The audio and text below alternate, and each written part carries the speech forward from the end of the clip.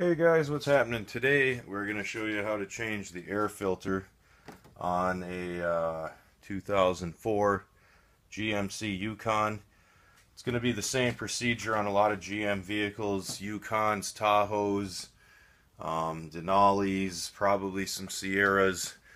A lot of GM pickups and SUVs are going to have this same setup. This is the 5.3 liter Vortec.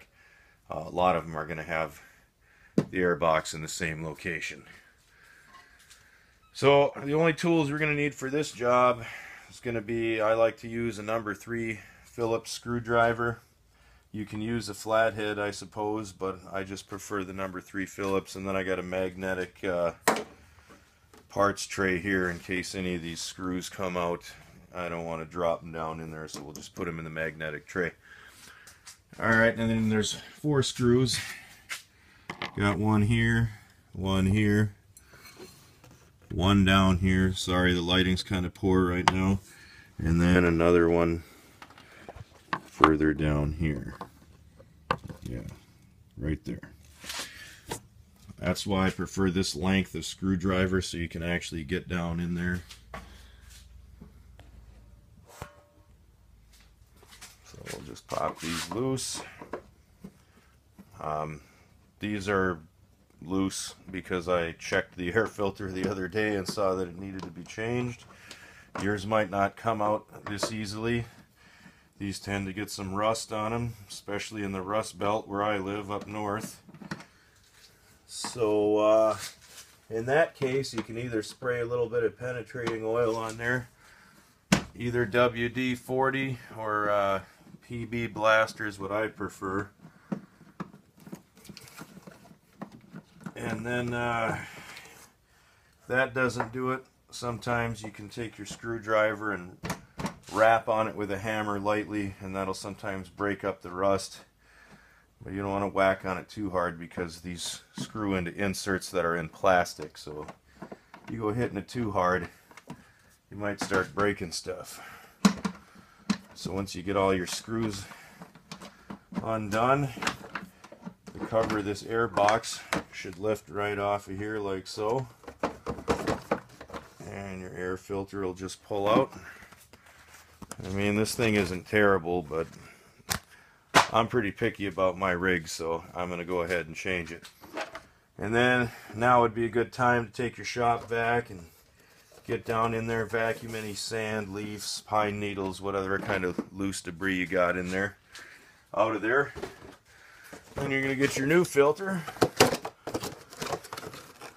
Wix is the brand I prefer. I know some guys out there might say that Wix is junk or whatever, but that's the filter I prefer to run.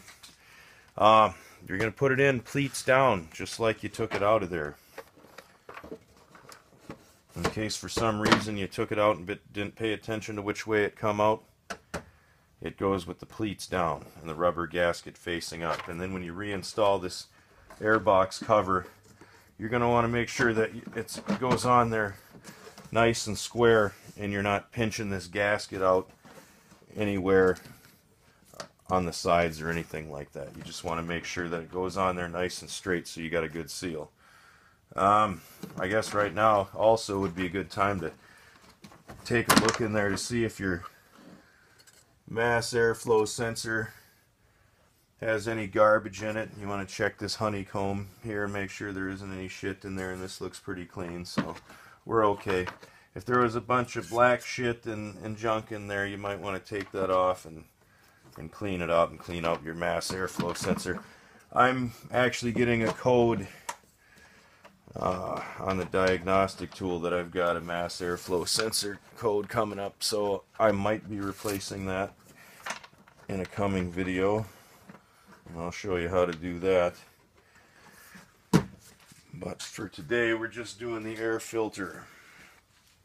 And then, just tighten your 4.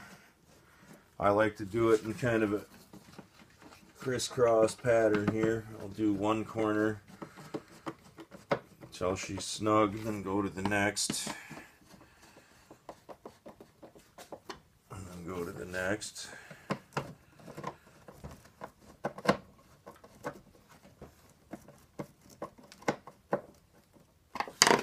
until they're all nice and snug.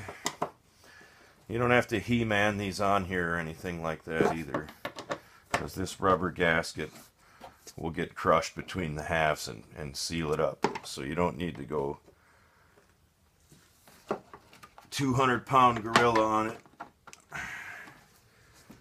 Just nice and tight will do.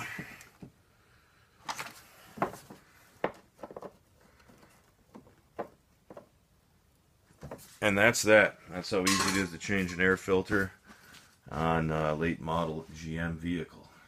Thanks for watching.